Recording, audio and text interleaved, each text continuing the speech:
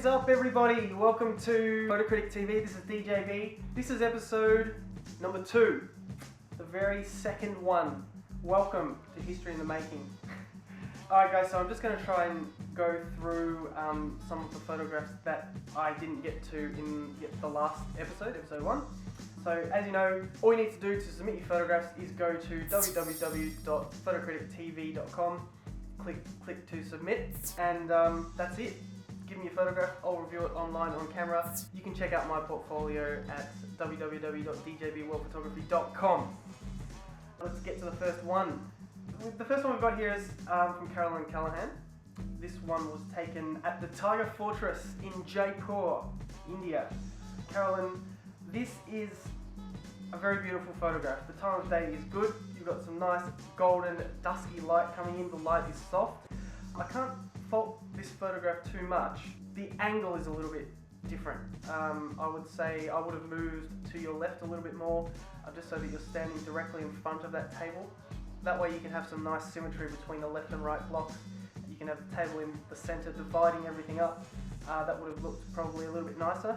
Also, I would have moved your camera down a little bit so that the top of the blocks is pretty much at the top third line.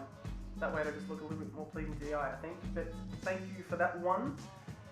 Move on to the next photograph. Shelley Ray.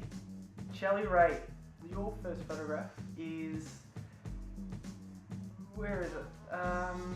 Angkor Wat in Cambodia. Thanks for that, Shelley.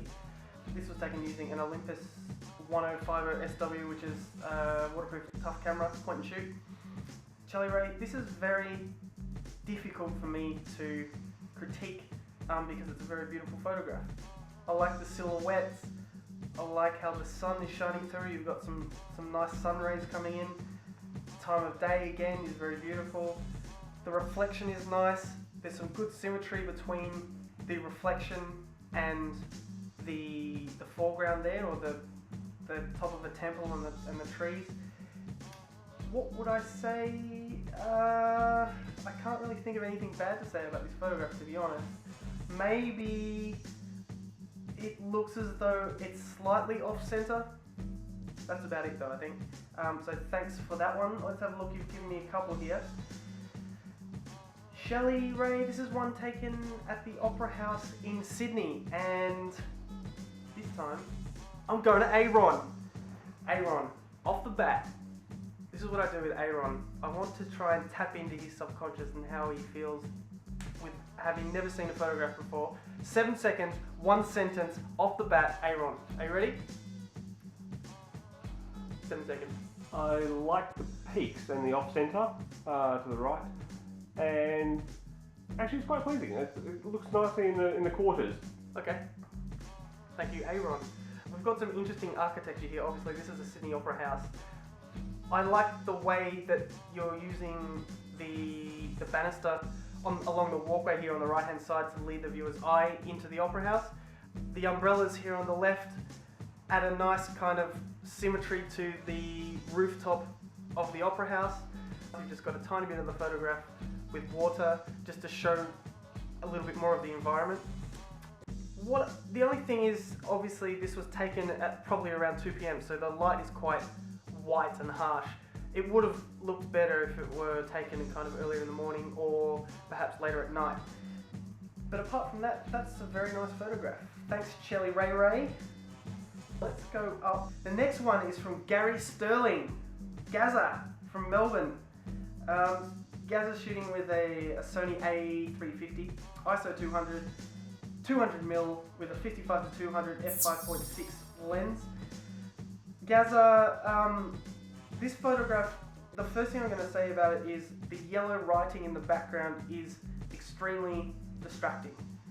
So obviously you can't control where this car was parked, but what I would have done if I had more time, I don't know what sort of situation you're in, moved to find a different angle, or perhaps used a lower depth of field so that the background is less in focus. So lower depth of field to blur out the background a bit more. Also, the placement of the dog's head is right in the center which is a bit odd. I would have moved your camera to the right, put the dog's head on the left, a little bit more on the left third line, and also probably move the camera down a little bit so that I can see less of that, that highlighted writing in the back there. So apart from that, good shot, good start. Next one, Yash B. Thanks Yash. This one was taken with a Nikon D3000 and an 18-55 VR lens.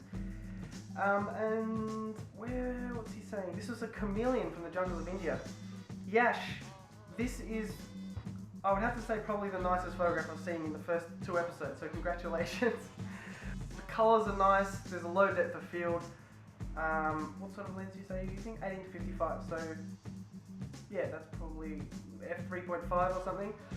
I like the fact that it is a chameleon and the environment the chameleon is in has similar colours to it, so you can, it kind of emphasises the fact that it's a little bit hidden, which is cool. The only thing I would say is maybe I would have moved the camera to the left a little bit so that the chameleon's eye is more to the right, or used a little bit more negative space on the right hand side and moved the camera to the right so that the chameleon's head is on the left. I like negative space in a lot of photographs. I don't know how that would look without actually reframing the photograph and doing it myself, but that's what I would have done. Alright, that's the last one. Thank you for listening everybody. We shall catch you next time.